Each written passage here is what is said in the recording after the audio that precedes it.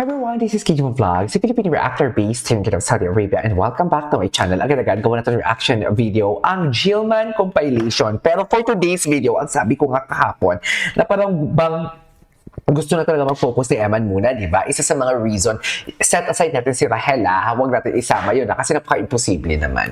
Baka hindi natin alam yung context paano nasabi talaga ni Eman na parang, sinoso ka pala bro, and hindi din natin alam kung paano talaga yung kay Rahel. Pero dito, titingnan muna natin yung mga latest updates niya for today's video. At para bang wala naman talagang sumasagot sa akin, kung kailan talaga ang laban ni Eman. Tanong ako ng tanong, wala talaga. Sayang. Gagawan sana natin yan ng reaction video. But yeah, nevertheless, we'll make a reaction video. Without further ado, let's start this. Go!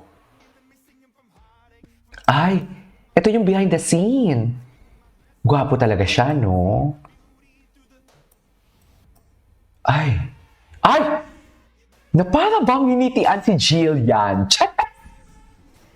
Na para bang ninitian talaga si Jillian yun for today's video? Tama ba yun, ma'am? Okay.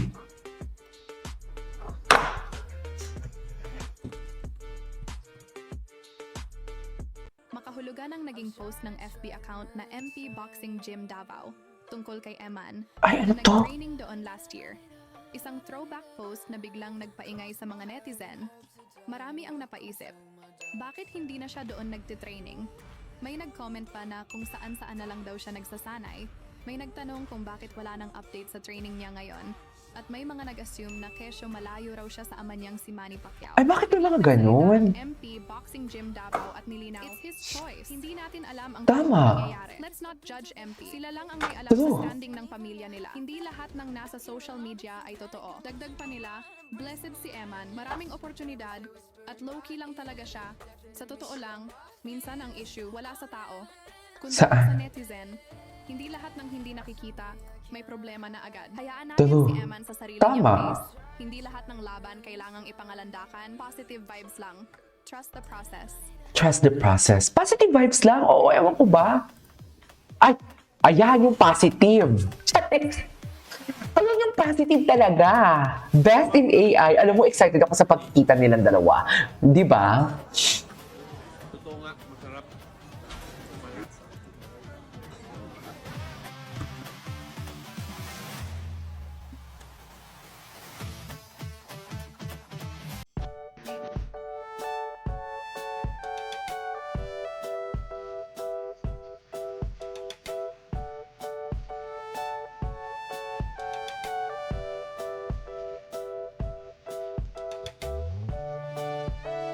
Okay.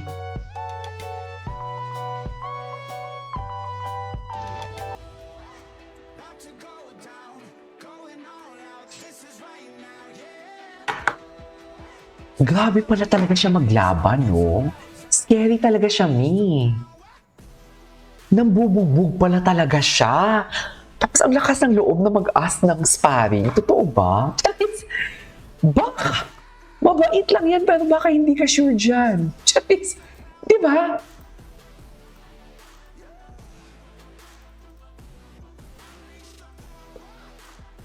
Unleash the power.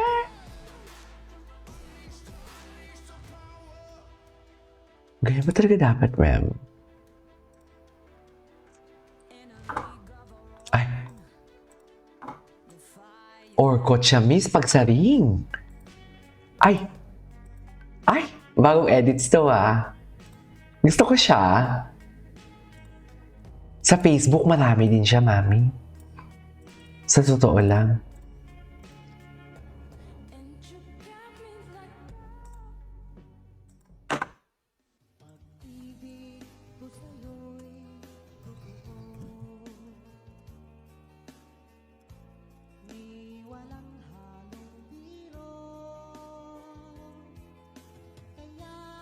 At sana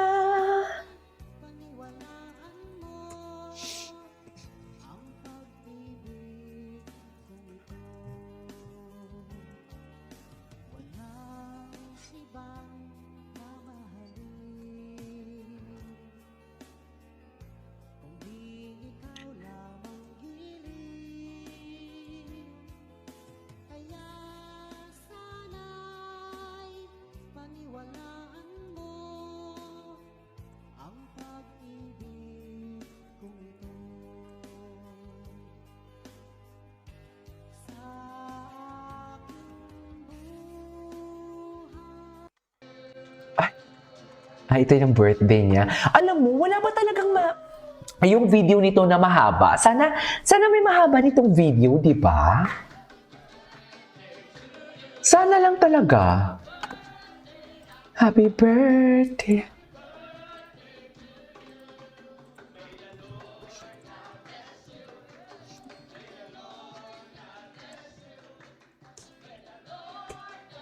May the Lord, God, may the Lord.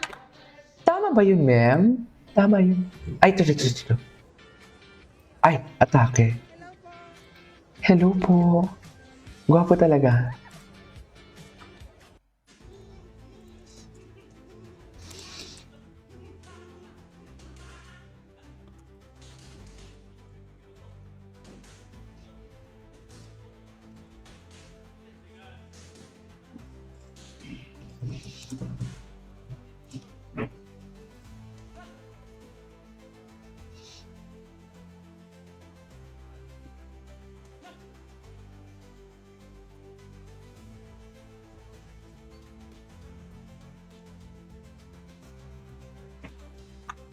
Ito na nga, amoy promotion, kamag-anak sa Ay! Ngayon ko na nabasa! Ayan na, Diyos ko, inaaway na naman nila. Bakit yun naman inaaway? Ay! Yan yung mama ni Eman, hindi siguro. Ay, bagay na. Bagay na, Eman. Bagay na talaga. Sinasabi ko sa'yo, Charis. Yan yung sinasabi ko. Ready na ba si Eman? Wag. Ano muna? What do you call this? Career muna, di ba? Career dapat muna for today's video.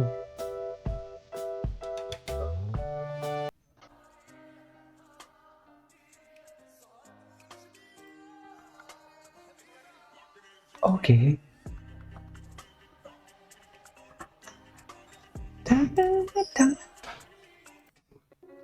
Ay, ano to?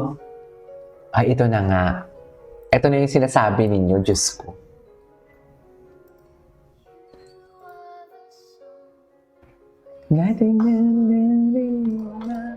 Chares.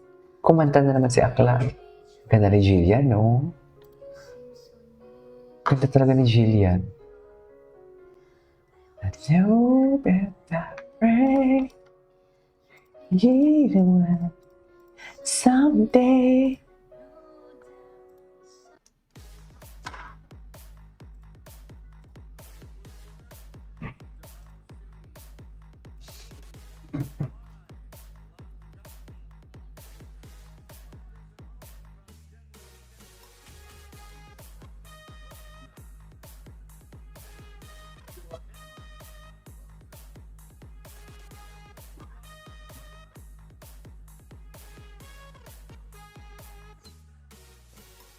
Kailan video to?